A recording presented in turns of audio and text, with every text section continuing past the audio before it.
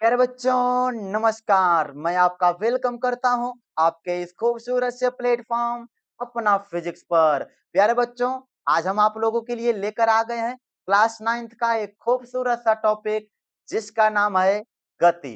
तो प्यारे बच्चों, बिना किसी देरी के चलिए हम टॉपिक पर आगे बढ़ते हैं। तो प्यारे बच्चों, हमारा ये पहला हेडिंग लगा हुआ है गति। क्या हेडिंग लगा है? गति। इसे अंग्रेजी में क्या बोला करते हैं प्यारे बच्चों? मोशन बोलते हैं। इसे अंग्रेजी में क्या बोला जाता है? मोशन बोला जाता है। आइए हम पढ़ते हैं क्या लिखा है, फिर एक एक करके हम आपको समझा देंगे। प्यारे बच्चों, यहाँ पे लिखा है एक निश्चित बिंदु के सापेक्ष, एक निश्चित बिंदु के सापेक्ष किसी वस्तु के स्थिति में, किसी वस्तु के स्थिति में समय के साथ साथ परिवर्तन गति कहलाता है।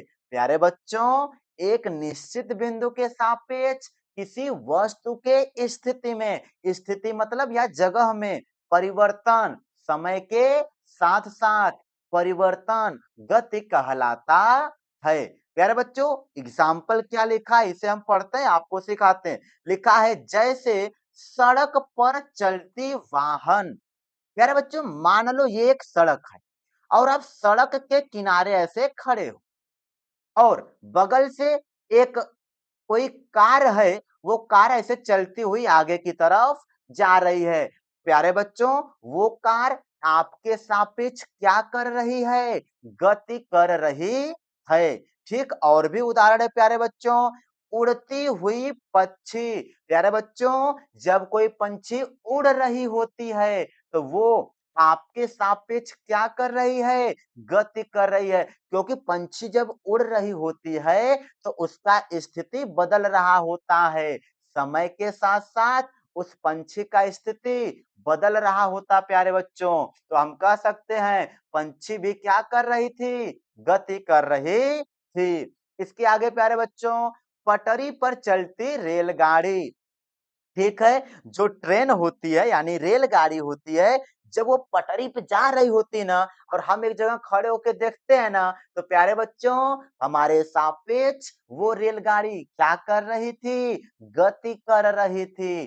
कहने का मतलब स्थिति में परिवर्तन होना चाहिए समय के साथ साथ। प्यारे बच्चों, समय के साथ साथ जब स्थिति में परिवर्तन होता है तो आप बोल दोगे कि वह वस्तु क्या कर रही है प्यारे बच्चों?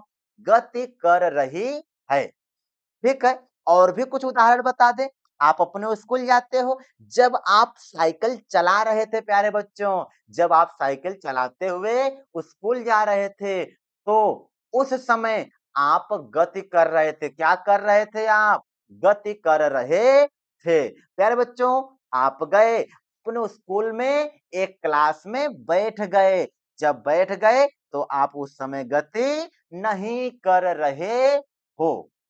प्यारे बच्चों, आप समझ गए होंगे गति किसे कहेंगे? समय के साथ साथ स्थिति में परिवर्तन। फिर से याद कर लो, समय के साथ साथ स्थिति में परिवर्तन होना चाहिए। प्यारे बच्चों, आगे के टॉपिक पर चलते हैं। अब हम आपको सिखाएंगे विराम अवस्था क्या है, फिर सिखाएंगे आपको गतिज अवस्था क्या है। प्यारे बच्चों, अब हम आपको सिखाएंगे विराम अवस्था एवं गति अवस्था। विराम मतलब आपको पता होगा प्यारे बच्चों, विराम मतलब कोई चीज रुका हो, रुका हो मतलब विराम। विराम अवस्था मतलब जो कोई वस्तु रुकी होती है तो प्यारे बच्चों वो विराम अवस्था में है। इसको अंग्रेजी में स्टेट ऑफ रेस्ट बोलते हैं प्यारे बच्चों। क्या बोलते? State of rest. क्या है, आइए पढ़ते हैं। लिखा है एक निश्चित बिंदु के सापेक्ष जब किसी वस्तु के स्थिति में समय के साथ साथ परिवर्तन नहीं होता है, तब वह वस्तु विराम अवस्था में कहलाती है। प्यारे बच्चों, बहुत आसान से है।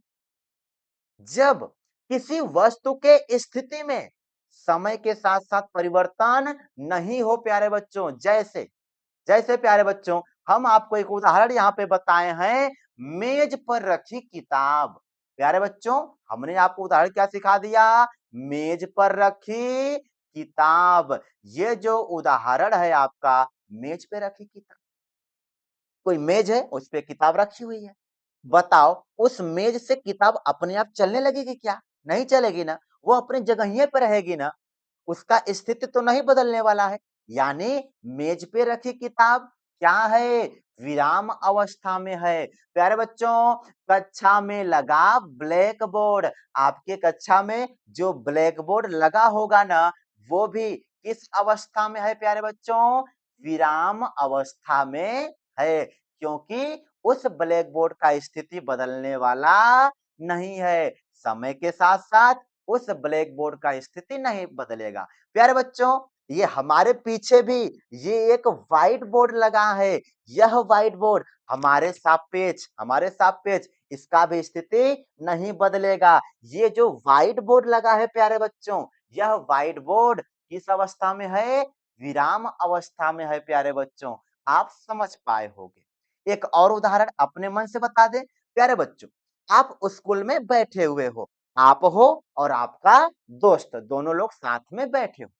ठीक है प्यारे बच्चों, आपके सापेक्ष आपका दोस्त विराम अवस्था में, क्योंकि उसका स्थिति बदल नहीं रहा है प्यारे बच्चों। समझ गए होंगे। विराम अवस्था मतलब एक निश्चित बिंदु के सापेक्ष किसी वस्तु का स्थिति बदलने वाला नहीं है। वस्तु जहां पर है वहीं पर ही रहेगी, उसका स्थिति बदलने वाला नहीं है प्यारे बच्चों। तो हम कहेंगे वस्तु किस अवस्था में है? विराम अवस्था में है। प्यारे बच्चों, आप समझ गए होंगे। अब चलेंगे गतिज अवस्था। ये तो और भी आसान है। गतिज अवस्था, इसको अंग्रेजों की भाषा में स्टेट ऑफ मोशन बोला जाता है प्यारे बच्चों। क्या बोलते हैं? स्टेट ऑफ मोशन, गतिज अवस्था। प्यारे बच्चों, ये क्या है? तो आप समझ गए, गतिज मतलब वस्तु क्या करेगी? गति करेगी। जब कोई वस्तु गति करेगी तो समझ जाओ किस अवस्था में है? गतिज अवस्था में है। क्या लिखा? आइए पढ़ते हैं। एक निश्चित बिंदु के सापेक्ष, एक निश्चित बिंदु के सापेक्ष जब किसी वस्तु के स्थिति में समय के साथ-साथ परिवर्तन होता। प्यारे बच्चों, यहाँ पे था परिवर्तन नहीं होता और यहाँ पे है परिवर्तन होता है, तब वह वस्तु गतिज अवस्था में कहलाती है। प्यारे बच्चों, जब किसी वस्तु के स्थिति में समय के साथ-साथ परिवर्तन होगा, तब वह वस्तु गतिज अवस्था में कहलाती है। जैसे प्यारे बच्चों, अभी हम आपको उदाहरण ये वाला बताए थे, सड़क पर चलती वाहन, जब कोई वाहन सड़क पर चल रही है, खड़ी नहीं है प्यारे बच्चों, सड़क पर चल रही है। जब कोई वाहन, कोई कार है, ट्रक है, बस है, वो सड़क पर चल रही प्यारे बच्चों, तो समझ जाओ वह गतिज अवस्था में है। किस अवस्था में है? गतिज अवस्था में है। पंछी उड़ रही है, जब कोई पंछी उड़ रही है, वो भी किस अवस्था में है? गतिज अवस्था में है। पटरी पर रेलगाड़ी चल रही है, चलती रेलगाड़ी है, जब रेलगाड़ी चल रही है प्यारे बच्चों, तो वो भी गतिज अवस्था में है। और आपको बताएं, जब कोई पंछी किसी डाल पर, पेड़ पर बैठी हो, डाल पर बैठी हो या पेड़ पर बैठी हो, तब कहो प्यारे बच्चों वह वह पंछी विराम अवस्था में है। ठीक है प्यारे बच्चों, जब कोई कार, कोई ट्रक, कोई बस रोड के किनारे खड़ी हो प्यारे बच्चों, तो वो किस अवस्था में है? विराम अवस्था में है। प्यारे बच्चों, जब पटरी पर रेलगाड़ी खड़ी हो, किस अवस्था में है? विराम अवस्था में। लेकिन जैसे चलना शुरू की, किस अवस्था में हो जाएगी प्यारे बच्चों? गतिज अवस्था में हो जाएगी। आई होप कि आप समझ गए होंगे विराम अवस्था क्या है और गतिज अवस्था क्या है। अंग्रेजों की भाषा में state of rest and state of motion हो गया मेरे प्यारे बच्चों। आई होप कि आप समझ गए। आगे के टॉपिक पर चलते हैं। प्यारे बच्चों, अब हम आपको सिखाएंगे गति के प्रकार। प्यारे बच्चों, अब हम आपको सिखाएंगे गति के प्रकार, सिखाएंगे गति के प्रकार, टाइप्स ऑफ मोशन, गति के प्रकार, अंग्रेजों की भाषा में टाइप्स ऑफ मोशन। प्यारे बच्चों, जो गति है वो दो प्रकार की होती है। कितने प्रकार की है? दो प्रकार की। गति दो प्रकार की हो सकती है प्यारे बच्चों। पहला प्रकार कौन सा है? तो पहला प्रकार है एक समान गति। अंग्रेजी में इसे बोलते हैं यूनिफॉर्म मोशन। प्यारे बच्चों, क्या बोला जाता है? यूनिफॉर्म मोशन बोला जाता है। प्यारे बच्चों, आपको हम सिखा रहे हैं गति के प्रकार। गति कितने प्रकार का हो सकता है? दो प्रकार का हो सकता है। पहला प्रकार क्या है? एक समान गति होता है प्यारे बच्चों। इसे अंग्रेजों की भाषा में बोला करते हैं यूनिफॉर्म मोशन। यूनिफॉर्म मोशन बोला जाता है। क्या है प्यारे बच्चों? आइए हम अब पढ़ते हैं, फिर आपको समझाएंगे। लिखा है इसमें, क्या लिखा है? थोड़ा कलम भी हम चेंज कर लेते हैं। कलम आ गया हमारा रेड। लिखा है जब कोई वस्तु समान समय अंतराल में समान दूरियां तय करती है।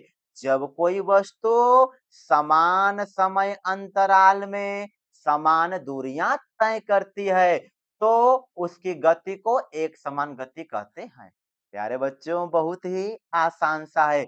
एक उदाहरण लेते हैं, उसके द्वारा आपको हम और अच्छे समझाएंगे। प्यारे बच्चों, ये जो पॉइंट यहाँ पर है ना, इस पॉइंट को हम नाम दे देते हैं ए। प्यारे बच्चों, ये वाला जो पॉइंट है इसका हम नाम दे देते हैं बी। प्यारे बच्चों, इसका हम नाम दे देते यहाँ पर सी, और इसका नाम दे देते यहाँ पर डी, और इसका नाम यहाँ पर ई रख देते हैं प्यारे बच्चों। और इस ए को उठा करके हम यहाँ पे लिख देते हैं। तो प्यारे बच्चों, हम क्या कर रहे हैं? मान ले रहे हैं ए से बी तक का। ए से बी तक कितना किलोमीटर है? प्यारे बच्चों, हम मान लेते हैं 5 किलोमीटर है।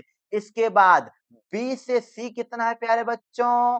5 किलोमीटर है। कितना किलोमीटर है? 5। फिर सी से डी तक प्यारे बच्चों, इसको भी हम बोल दे रहे हैं 5, ऐसा हम मान रहे हैं। डी से ई तक मान लेते हैं 5 किलोमीटर है।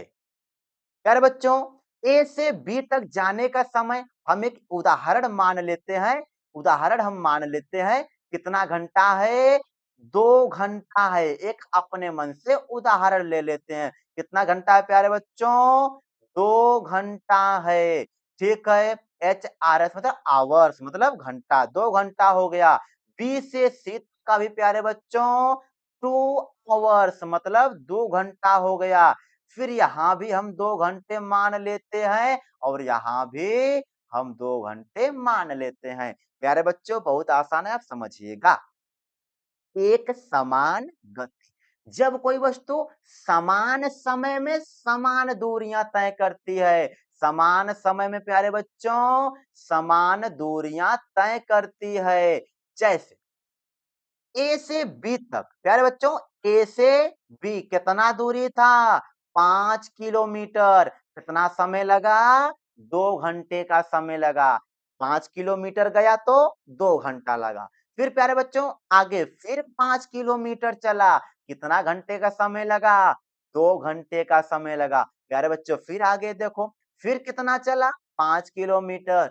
फिर कितना समय लगा? 2 घंटे का। आगे 5 किलोमीटर, 2 घंटे का समय। प्यारे बच्चों, समय भी समान समय और समान दूरी। दूरी भी समान है 5-5-5, और समय भी 2 घंटा 2 घंटा 2 घंटा। तो अगर कोई वस्तु यहाँ से जब चल रही थी तो ये वस्तु कौन सी गति कर रही थी? एक समान गति कर रही थी। प्यारे बच्चों, वस्तु कैसी गति कर रही है? एक समान गति कर रही है। प्यारे बच्चों, आप समझ गए होंगे। एक समान गति मतलब समान समय में समान दूरी चलेंगे। जब कोई वस्तु, फिर से सुन लो प्यारे बच्चों, एक समान गति, जब कोई वस्तु समान समय अंतराल में समान दूरी तय करे। समान दूरी मतलब देख लो 5 5 5 समान दूरी और समान 2 घंटा 2 घंटा 2 घंटा समान समय हो गया। प्यारे बच्चों वस्तु ए से ई तक गई होगी तो कैसा गति की है प्यारे बच्चों? एक समान गति की है। आई होप कि प्यारे बच्चों आप समझ गए होंगे एक समान गति क्या होता है। अब हम चलेंगे दूसरे टाइप्स की तरफ और दूसरा प्रकार है प्यारे बच्चों असमान गति non uniform motion. Non uniform motion मतलब असमान गति। क्या है प्यारे बच्चों? लिखा है जब कोई वस्तु समान समय अंतराल में अलग अलग दूरियां तय करती है तो उसकी गति को असमान गति कहते हैं। प्यारे बच्चों बहुत आसान सा है। असमान गति मतलब समान समय में समान दूरी तय नहीं करेगी। तो समझ जाओ वस्तु कौन सी गति की होगी? असमान गति की होगी। प्यारे बच्चों एक उदाहरण के द्वारा हम आपको एकदम मस्त तरीके से समझा देंगे। कैसे? मान लेते ये एक पॉइंट है ए है, दूसरा पॉइंट प्यारे बच्चों बी है, तीसरा सी है, ये वाला सी हो गया, यहाँ पर ये बी था, ये यहाँ पर ए हो गया। यहाँ पे प्यारे बच्चों डी मान लेते हैं और यहाँ पर हम मान लेते हैं क्या? ई वाला कोई पॉइंट हो गया। प्यारे बच्चों हम क्या करेंगे कुछ ऐसे अपने मन से दूरियां लिख लेंगे। मान लेते हैं ए से बी है 4 किलोमीटर। कितना किलोमीटर है प्यारे बच्चों? 4 किलोमीटर। बी से सी जो है ये प्यारे बच्चों 6 किलोमीटर है। कितना? 6। और सी से डी प्यारे बच्चों ये है 3 किलोमीटर। फिर डी से ई ये जो प्यारे बच्चों है यह है 7 किलोमीटर। कितना किलोमीटर है प्यारे बच्चों? 7 किलोमीटर है। ऐसा हम अपने मन से मान ए से बी ए से बी जाने का समय प्यारे बच्चों हम मान लेते हैं 2 घंटा। कोई दिक्कत नहीं आप 3 घंटा मान सकते हो 2 घंटा 1 घंटा कुछ भी। हम 2 घंटा लिख देते हैं। कितना प्यारे बच्चों? 2 घंटा। ए से बी जाने के समय प्यारे बच्चों कितना घंटा मान लिए हम? 2 घंटा। एच आर एस मतलब आवर्स मतलब घंटा होता प्यारे बच्चों। ठीक है। फिर बी से सी तक फिर हम ले लेते हैं कितना घंटा? 2 घंटे का। फिर यहाँ पर 2 घंटे का समय। फिर यहाँ पर कै घंटे का समय प्यारे बच्चों? 2 घंटे का समय लगता है। हाँ प्यारे बच्चों आ गए फिर से टॉपिक पर। असमान गति जब कोई वस्तु समान समय अंतराल में प्यारे बच्चों समय तो कैसा रहेगा? समान रहेगा। समय कैसा रहेगा?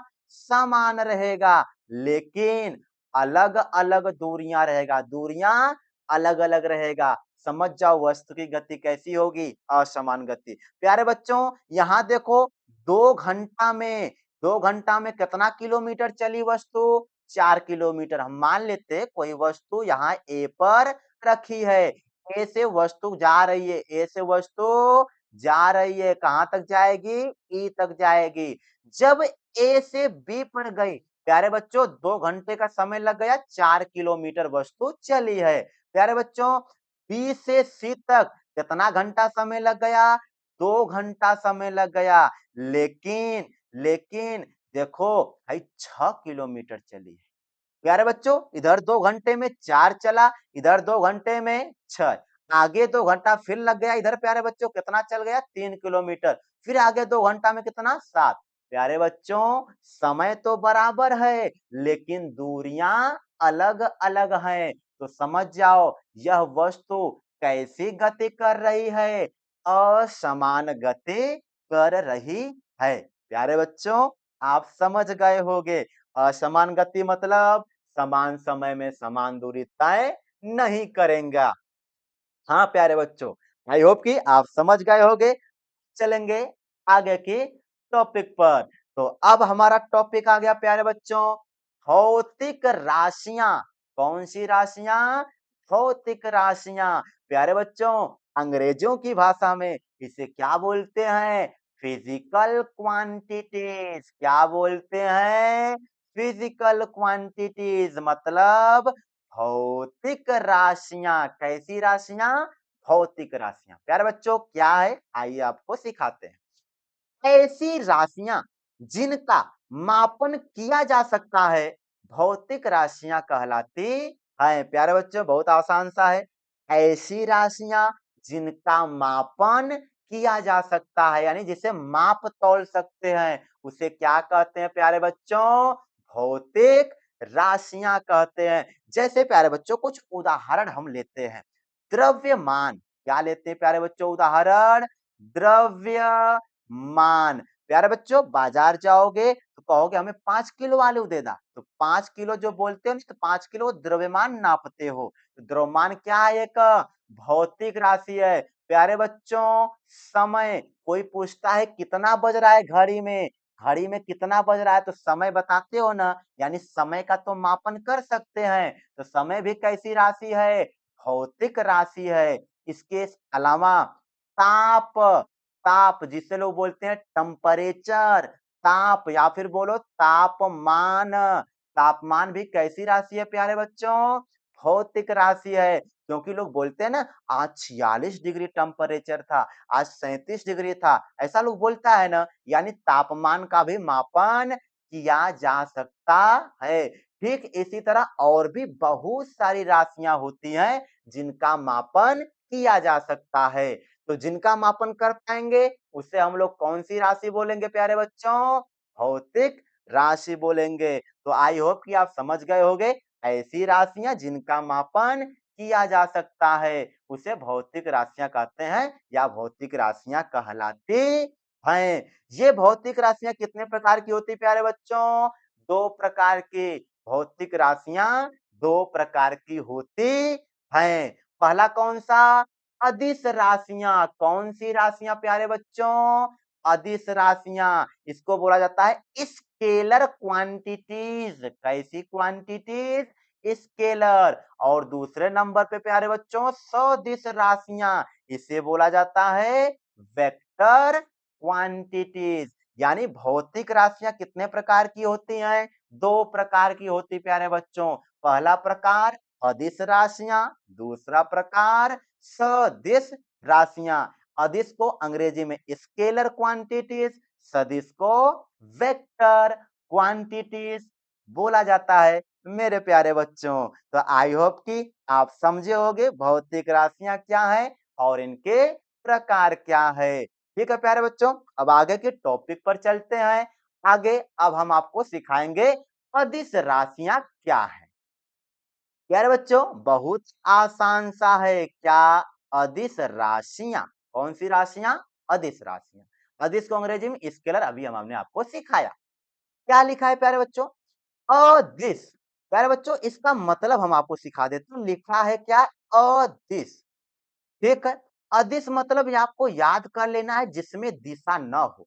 अदिश जिसमें दिशा न हो, जिसमें दिशा न हो, उसे क्या बोला जाता है प्यारे बच्चों? अदिश बोला जाता है। आपको याद कर लेना है। क्या? जिसमें दिशा न हो, कैसा होता है? अदिश। ठीक उसी से मिलता जुलता है प्यारे बच्चों। और देखो लिखा है ऐसी भौतिक राशियां जिन्हें व्यक्त करने के लिए मतलब बताने के लिए, प्रदर्शित करने के लिए। ठीक है प्यारे बच्चों, तो ऐसी भौतिक राशियां जिन्हें व्यक्त करने के लिए केवल केवल परिमाण की आवश्यकता होती है। प्यारे बच्चों ऐसी भौतिक राशियां जिन्हें व्यक्त करने के लिए केवल परिमाण की आवश्यकता होती है, दिशा की नहीं। प्यारे बच्चों अदिश राशियां क्या होती? ऐसी भौतिक राशियां जिन्हें व्यक्त करने के लिए केवल परिमाण की आवश्यकता होती है, दिशा की नहीं। अदिश राशियां कहलाती हैं। प्यारे बच्चों यहाँ कहलाती दो बार आ गया तो एक वाला ही वाला काट लो आप। ठीक है प्यारे बच्चों, तो अदिश राशियां कहलाती हैं प्यारे बच्चों। हम आपको सिखाएंगे कि यहाँ पे परिमाण का मतलब क्या है प्यारे बच्चों। ये परिमाण का मतलब क्या है प्यारे बच्चों? हम आपको एक उदाहरण के द्वारा सिखाते हैं।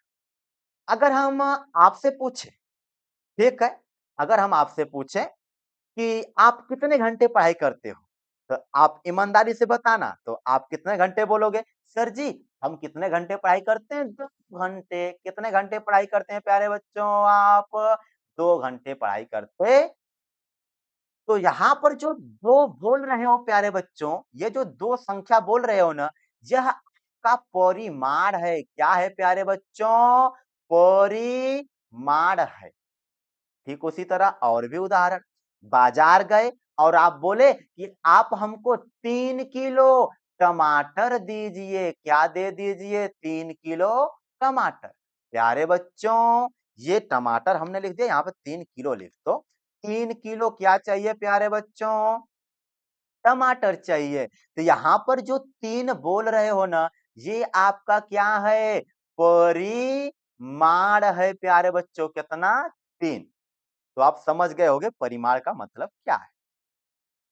ऐसी भौतिक राशियां जिन्हें व्यक्त करने के लिए केवल परिमाण की आवश्यकता होती है, दिशा की नहीं, तो उसे क्या कहते हैं? अदिश राशियां कहते हैं। जैसे प्यारे बच्चों लिखा है दूरी। क्या लिखा है प्यारे बच्चों? उदाहरण में लिखा है दूरी। प्यारे बच्चों, यदि हम आपसे पूछे कि आपके घर से स्कूल कितना किलोमीटर हो गया, कितना दूरी पर है? प्यारे बच्चों, हम यदि आपसे पूछे आपके घर से आपका स्कूल कितना दूर है, तो आप बोलोगे क्या? हमारे घर से हमारा स्कूल 1 किलोमीटर के दूर पर है, या फिर बोलोगे 2 किलोमीटर के दूर पर है। प्यारे बच्चों, इसमें आप दिशा तो नहीं बताए, 2 किलोमीटर पूरब दिशा में है, 2 किलोमीटर पश्चिम दिशा में है, ऐसा तो आप नहीं बताते। सिर्फ इतना बोलते हो कि हाँ, हमारे घर से स्कूल जो है 2 किलोमीटर की दूरी पर है। प्यारे बच्चों, इसमें आपने दिशा नहीं बताया, इसलिए दूरी कैसी राशि हो गई प्यारे बच्चों? दूरी एक अदिश राशि हो गई है। दूरी कैसी राशि हो गई है? अदिश राशि हो गई है। ठीक उसी तरह और भी उदाहरण, समय का बात करें।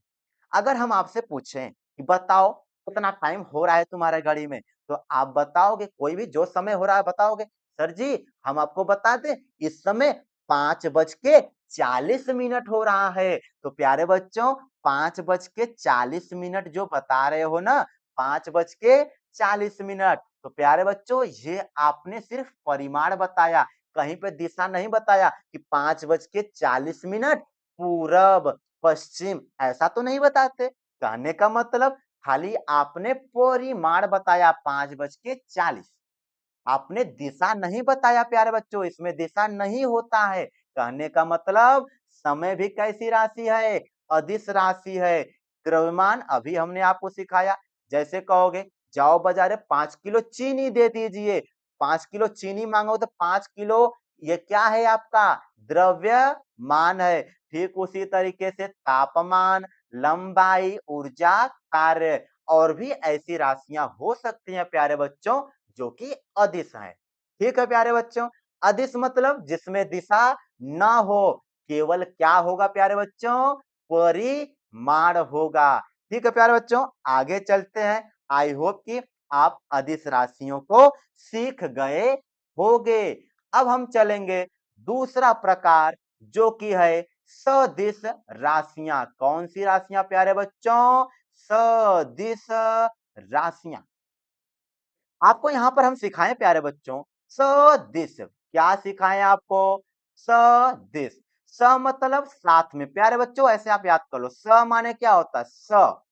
स माने क्या होता है? साथ में। स माने क्या होता? साथ में। और दिश मतलब होता है प्यारे बच्चों दिशा। दिश मतलब दिशा।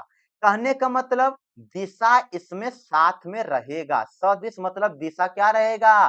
साथ में रहेगा। स मतलब साथ में, दिश मतलब दिशा, यानी दिशा किसके साथ रहेगा?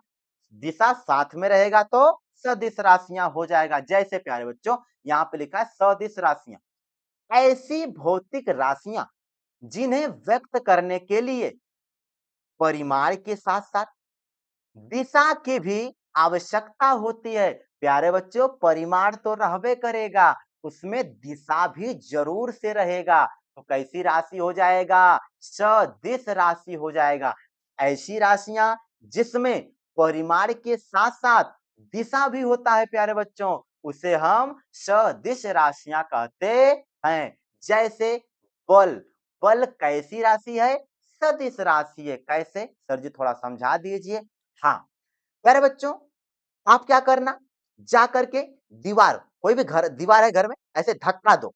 जब धक्का दोगे तो आपको समझ आएगा कि हम धक्का पूरब दिशा में लगा रहे हैं कि पश्चिम दिशा में लगा रहे हैं, किधर लगा रहे हैं, आप देख लेना। पूरब, पश्चिम, उत्तर, दक्षिण किस दिशा में लगा रहे हो, आपको पता चल जाएगा। यानी बल बे प्यारे बच्चों, जो बल होता है वह एक सदिश राशि होता है। ठीक उसी प्रकार वेग, विस्थापन, त्वरण, संवेग, आवेग, भार, ये सब प्यारे बच्चों अभी आगे आप लोग पढ़ेंगे ये सब, ठीक है? ये सब जितनी भी राशि को हमने लिखा है, ये सब कैसी राशि है? सदिश राशियां हैं प्यारे बच्चों, क्योंकि इन सब राशियों को व्यक्त करने के लिए परिमाण के साथ-साथ दिशा की भी आवश्यकता होती है प्यारे बच्चों, ठीक है? तो हमने आपको सदिश और अदिश राशियों के बारे में भी सिखा दिया।